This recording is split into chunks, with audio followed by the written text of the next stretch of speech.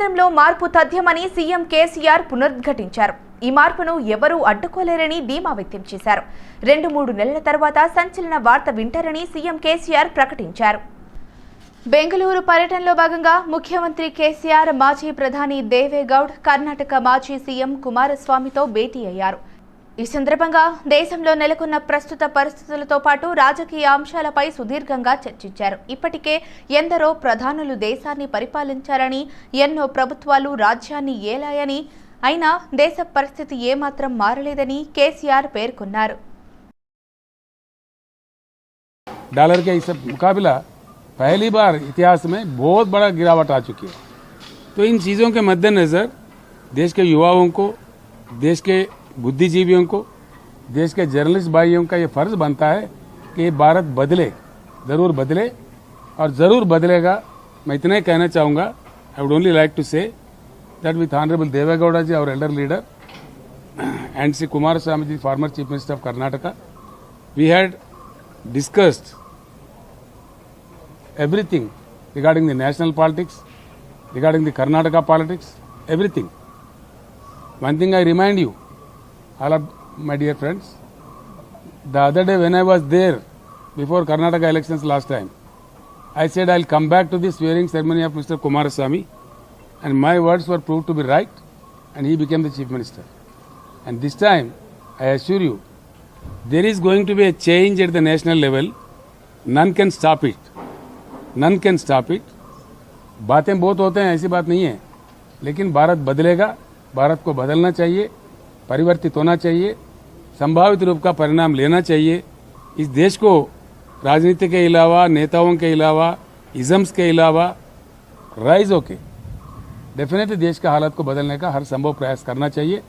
वो जैसा कुमारस्वामी जी ने कहा, उस प्रकार से 2-3 महीने के बाद आपको सेंसेशनल न्यूज़ मिलेगा। ప్రధాని నరేంద్ర మోడీ హైదరాబాద్లో పర్యటించారు. ఢిల్లీ నుంచి బేగంపేట ఎయిర్పోర్టుకు చేరుకున్నారు. బీజేపీ నేతలు ఏర్పాటు చేసిన స్వాగత సభలో ప్రధాని మాట్లాడారు.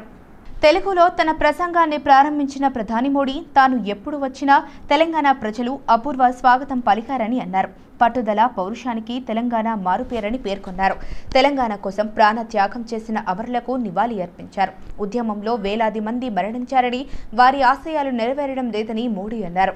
కుటుంబ పాలనలో తెలంగాణ బందీ అయ్యిందని, కేవలం ఒక కుటుంబం కోసం తెలంగాణ రాలేదని మోడీ అన్నారు.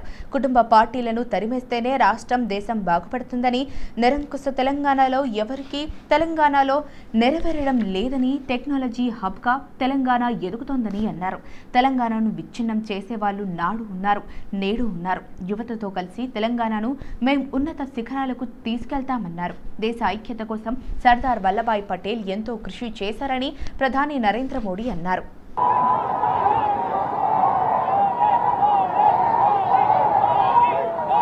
భారత్ మాతాకి,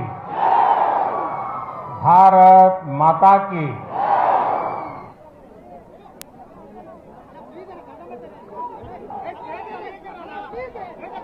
పట్టుదలకి, పౌరుషానికి మారు పేరైన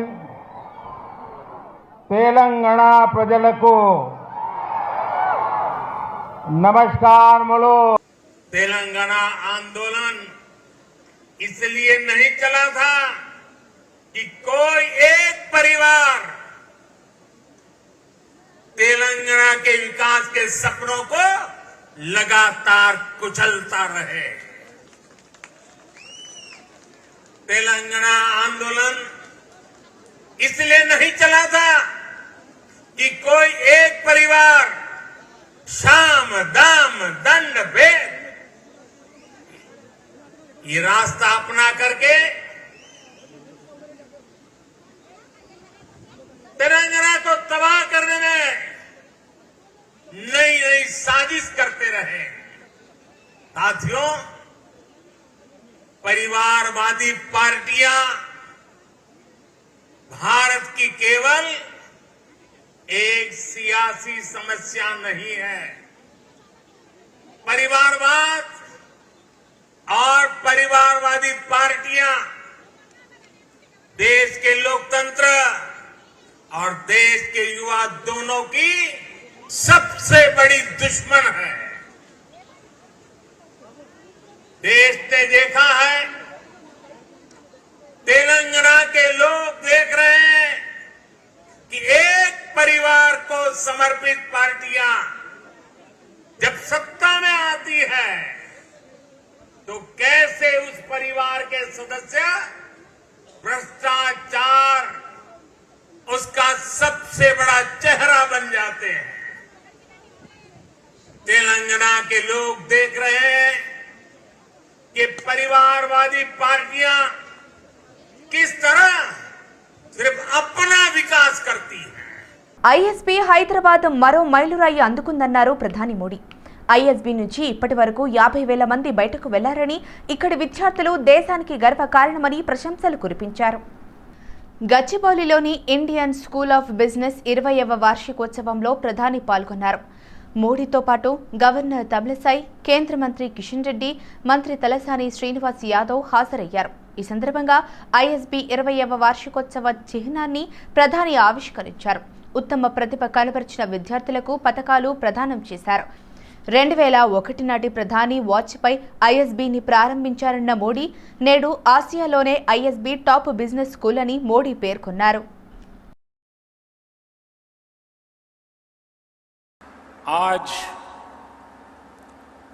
इंडियन स्कूल ऑफ बिजनेस ने अपनी गौरवमयी यात्रा के एक अहम माइलस्टोन पार किया है। हम सभी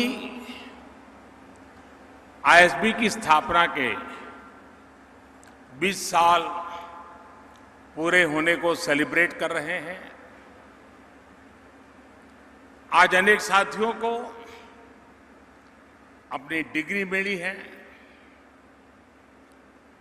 गोल्ड मेडल मिले हैं।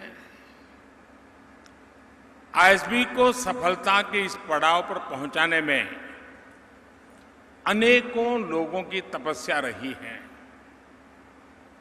मैं आज उन सभी को याद करते हुए आप सभी को, आईएसबी के प्रोफेसर्स, फैकल्टी, सभी स्टूडेंट्स को, पेरेंट्स को, आईएसबी के एल्यूमनाइज को बहुत बहुत बधाई देता हूं। ప్రధాని నరేంద్ర మోడీపై టీఆర్ఎస్ ఎమ్మెల్సీ పల్లా రాజేశ్వర్ రెడ్డి తీవ్ర స్థాయిలో మండిపడ్డారు. తెలంగాణపై మరోసారి విషం కక్కారని నిప్పులు చెరిగారు. ప్రధాని హోదాలో ఉండి పచ్చి అబద్ధాలు మాట్లాడారని ధ్వజమెత్తారు.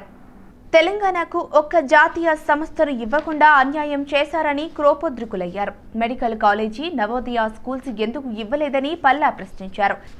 తెలంగాణకు కేటాయించిన ఐటీఐఆర్ను రద్దు చేసిన చరిత్ర మోడీ ప్రభుత్వానిది కాదా అని పల్లా ప్రశ్నించారు. తెలంగాణ వచ్చిన 2014లోనే తెలంగాణ ప్రజలకు, తెలంగాణ ప్రాంతానికి అన్యాయం చేసే విధంగా 7 మండలాలు మరియు సీలేరు పవర్ ప్రాజెక్టును గుంజుకున్న చరిత్ర మోడీ గారిది. గత ప్రభుత్వం ఐటీఐఆర్ ఇస్తే ఐటీఆర్ రద్దు చేసిన చరిత్ర మోడీ గారిది. విభజన చట్టంలో చెప్పిన విధంగా ఒక్క ఇన్స్టిట్యూషన్ కూడా, అది ఐఐఎం కావచ్చు, గిరిజన యూనివర్సిటీ కావచ్చు, సైనిక స్కూల్ కావచ్చు, లేక కొత్త జిల్లాల్లో నవోదయ స్కూళ్ళు కావచ్చు, మెడికల్ కాలేజీలు కావచ్చు, ఒక్క ఇన్స్టిట్యూషన్ కూడా గత 8 సంవత్సరాల్లో ఇవ్వకుండా తెలంగాణకు అన్యాయం చేసింది మోడీ గారు. ఇవాళ ఆర్థిక అభివృద్ధి గురించి వారు మాట్లాడుతున్నారు, అమరుల ఆశయాల గురించి మాట్లాడుతున్నారు. ఆర్థిక అభివృద్ధిలో జీడిపి అనేది దేశంలో దిగజారిపోతున్నది, ఆర్థిక అభివృద్ధి పడిపోతున్నది, లక్షల కోట్ల అప్పులు చేస్తున్నారు, దేశంలో ఉండే పరిశ్రమలు అన్నింటినీ అమ్మేస్తున్నారు, అనేక మొత్తం ఆస్తుల్ని అమ్మజెప్పి మొత్తం కూడా ఇవాళ ఆర్థిక వ్యవస్థను దెబ్బతీసింది ఇవాళ మోడీ గారు. మరోవైపున ఇవాళ బీజేపీ పాలిత బిఖారీ రాష్ట్రాలను బతికిస్తున్న 5 రాష్ట్రాల్లో తెలంగాణ వేగంగా దూసుకుపోతున్నది, ప్రగతి పథాన నడుస్తున్నది. తెలంగాణ ఇవాళ ఆర్థిక అభివృద్ధిలో, జిఎస్డిపిలో, పర్ క్యాపిటల్ ఇన్కంలో దేశంలో నెంబర్ 1గా ఉండి ఇవాళ బీజేపీ పాలిత రాష్ట్రాల కింద అన్నం పెడుతున్నది. తెలంగాణ రాష్ట్రం అనేది మోడీ గారు మర్చిపోతే కష్టం. ప్రధాని నరేంద్ర మోడీపై మంత్రి నిరంజన్ రెడ్డి విరుచుకుపడ్డారు. బేగంపేటలో మోడీ చేసిన వ్యాఖ్యలను ఆయన తీవ్రంగా ఖండించారు. తల్లిని చంపి పిల్లను బతికించారన్న మోడీకి తెలంగాణ అమరుల గురించి ఉచ్చరించే అర్హత లేదన్నారు. మోడీ ప్రభుత్వంలో మాటలే తప్ప చేతులు లేవన్నారు నిరంజన్ రెడ్డి. స్వచ్ఛ భారత్, బేటీ బచావో బేటీ పడావో, జన్ధన్ యోజన, నోట్ల రద్దు, జీఎస్టీ, మేక్ ఇన్ ఇండియా ఇలా అన్ని పథకాలు, నినాదాలు, విధానాలు విఫలమైనవని విమర్శించారు. తెలంగాణలో బీజేపీకి చోటు లేదన్న మంత్రి మోడీ అత్యాశకు పోతున్నారని నిప్పులు చెరిగారు.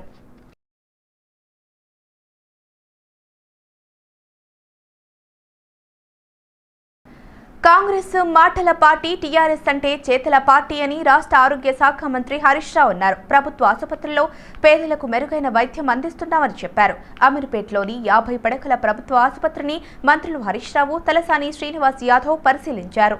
సందర్భంగా కాంగ్రెస్ హయాంలో 200 ఐసీయూ బెడ్లు మాత్రమే ఉండేవన్నారు హరీష్ రావు. టీఆర్ఎస్ హయాంలో 6000 ఐసీయూ బెడ్లు ఏర్పాటు చేశామని చెప్పారు. కాంగ్రెస్ హయాంలో ప్రభుత్వ దవాఖానాలను ఎందుకు పట్టించుకోలేదని ప్రశ్నించారు హరీష్ రావు. సీఎం కేసీఆర్ విద్య, వైద్య రంగాలకు పెద్దపీట వేస్తున్నారని మంత్రులు పేర్కొన్నారు. ఈ రకంగా ఇవాళ సేవలు పెరిగినాయి. అమ్మగారు ఆరోగ్యశ్రీ గురించి మాట్లాడినారు. అసలు మీరు ఎప్పుడన్నా ఆలోచించినరా అమ్మ ఆరోగ్యశ్రీ గురించి? ఇవాళ ఆరోగ్యశ్రీ కింద గతంలో 2 లక్షల రూపాయలు ఒక కుటుంబానికి ఉండేది. దాన్ని ఇవాళ 5 లక్షల రూపాయలకు పెంచినాం. ఒక కుటుంబానికి ఆరోగ్యశ్రీ సేవలను 2 నుంచి 5 లక్షలకు పెంచాం. ఈ సంవత్సరంలో 3,62,000 మంది ప్రజలు ఈ రాష్ట్రంలో ఆరోగ్యశ్రీ కింద సేవలు పొందారు. ఆరోగ్యశ్రీ కింద రాష్ట్ర ప్రభుత్వం ఈ సంవత్సరంలో 850 కోట్ల రూపాయలు ఖర్చు పెట్టింది. నిన్న గీతారెడ్డి అమ్మ గారు మాట్లాడుతూ ఆరోగ్యశ్రీ పడికేసింది అంటారు. ఆరోగ్యశ్రీ సేవలు అందుతలేవంటారు. లిస్టు పంపిస్తామా? 3,52,000 మంది ఈ సంవత్సరంలో ఈ రాష్ట్రంలో ఆరోగ్యశ్రీ కింద సేవలు పొందిన పేషెంట్ల వివరాలు పంపించమంటే నీకు పంపిస్తా. 850 కోట్ల రూపాయలు ఖర్చు పెట్టినాం. రండి ఎప్పుడన్నా. ఏసీ రూముల్లోనో గాంధీ భవన్లో కూర్చుంటే మీకు కనబడదు. రండి సర్కారు దవాఖానలకు. నిత్యం నేను సర్కారు దవాఖానలే ఉంటున్నాను. మొన్న గాంధీలో ఉన్నా, నిన్న కొండాపూర్లో ఉన్నా, ఇవాళ అమీర్పేటలో ఉన్నా. రోజు ప్రజల మధ్య ఉన్నాం. మేము పని చేయకపోతే సర్కారు దవాఖానలు తిరిగే ధైర్యం మాకుంటుందా? రోజు ఆసుపత్రుల్లో, ప్రభుత్వ ఆసుపత్రుల్లో ఉంటున్నాం మేము. ఆరోగ్యశ్రీ కింద ఒక ఏడాదిలో 850 కోట్ల రూపాయల సేవలు అందిస్తే ఆరోగ్యశ్రీ సేవలు అందించలేవు అని మాట్లాడితే మరి ఏమనాలి మిమ్మల్ని?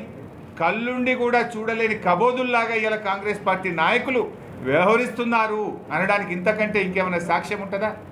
రంగారెడ్డి జిల్లా బడంపేట మున్సిపల్ కార్పొరేషన్ 13వ వార్డు సుల్తాన్పూర్ గ్రామంలో విద్యాశాఖ మంత్రి సబితా ఇంద్రారెడ్డి పర్యటించారు. ఆమెకు స్థానికులు ఘన స్వాగతం పలికారు. నూతన ఇండియన్ ఆయిల్ పెట్రోల్ బంకును మంత్రి సబితా ఇంద్రారెడ్డి ప్రారంభించారు. ఆమెతో పాటు ఈ కార్యక్రమంలో ఎంపీ రంజిత్ రెడ్డి, మేయర్ పారిజాత నరసింహారెడ్డి, కార్పొరేటర్లు వంగేటి లక్ష్మీ లక్ష్మారెడ్డి, అశ్విన్ రెడ్డి తదితరులు పాల్గొన్నారు.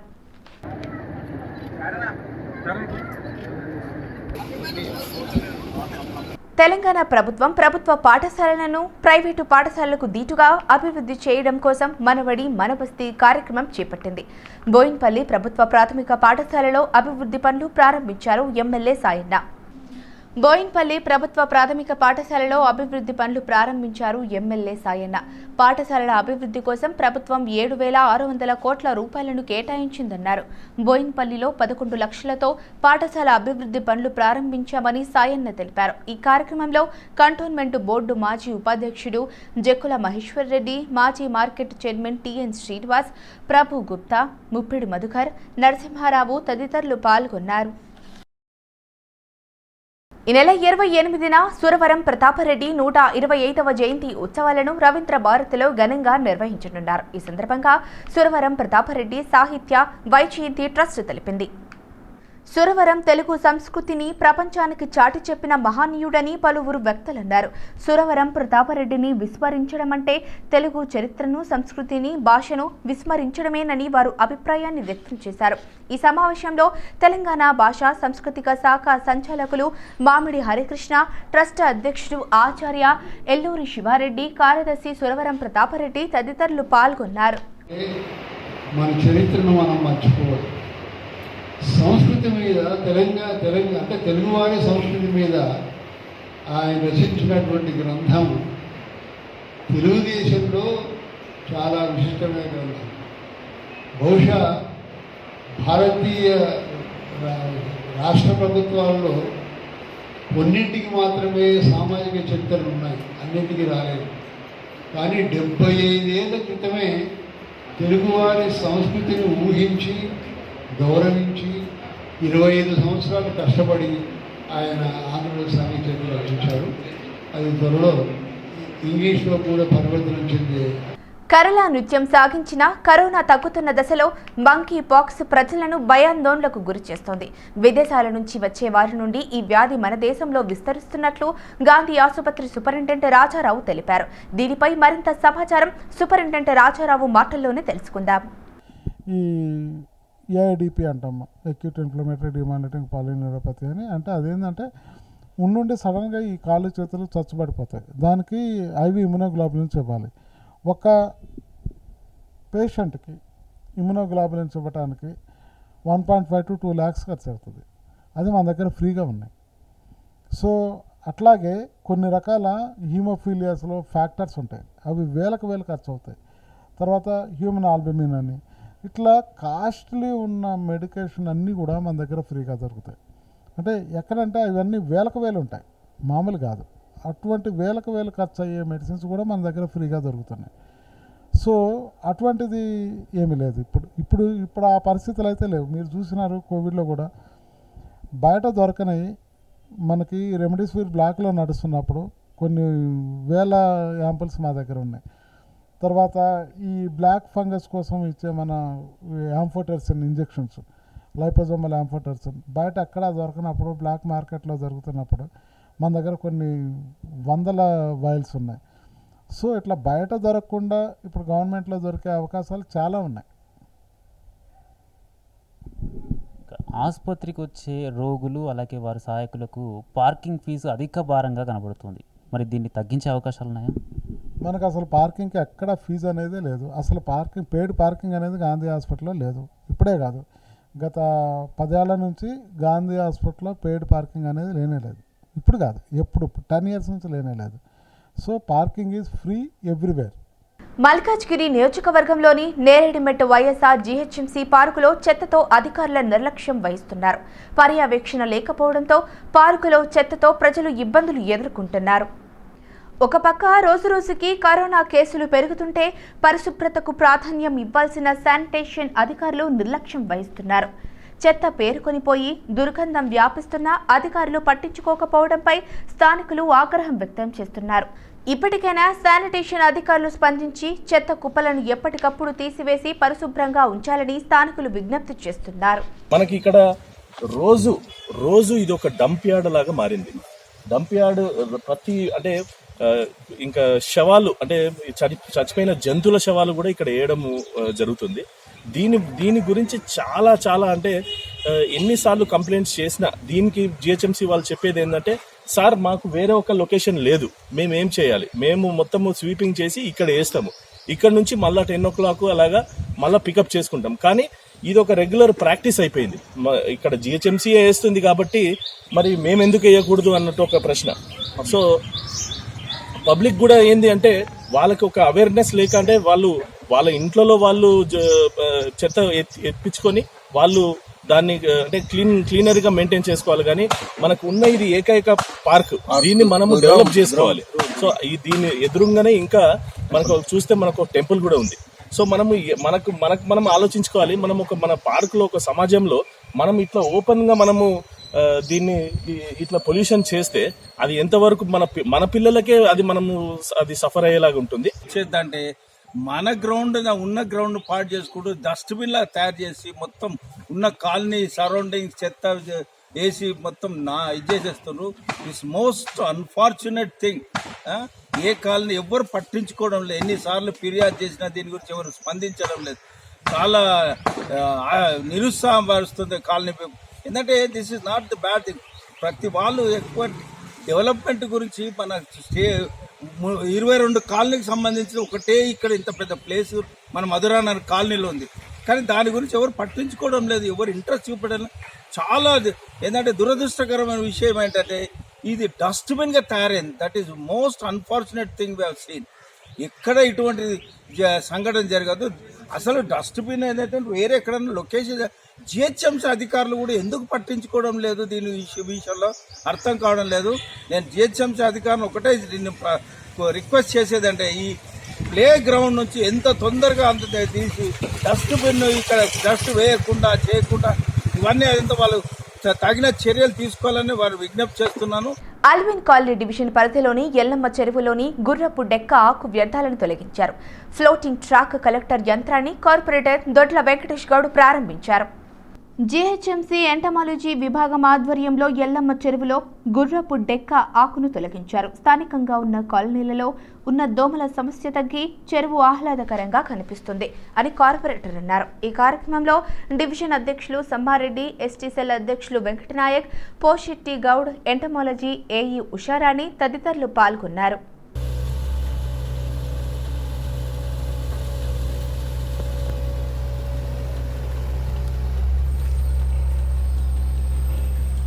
హైదరాబాద్లో మహిళల పట్ల అసభ్యంగా ప్రవర్తించారు 3 వ్యక్తులు. వారికి సికింద్రాబాద్ ఎంఎం ప్రత్యేక కోర్టు జైలు శిక్ష విధించింది.